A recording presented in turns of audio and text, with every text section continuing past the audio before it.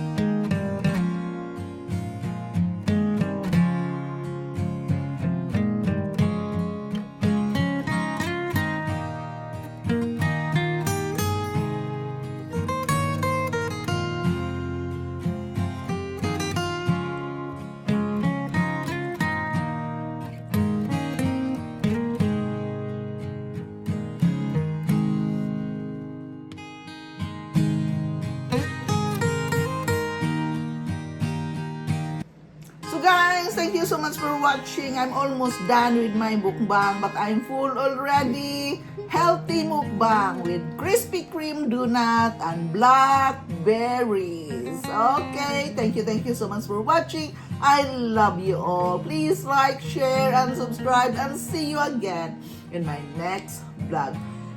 Bye-bye!